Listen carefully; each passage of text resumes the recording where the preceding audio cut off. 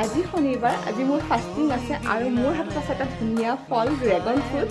গতিকে এইটোৰে আজি শ্বেক বনাই খাম।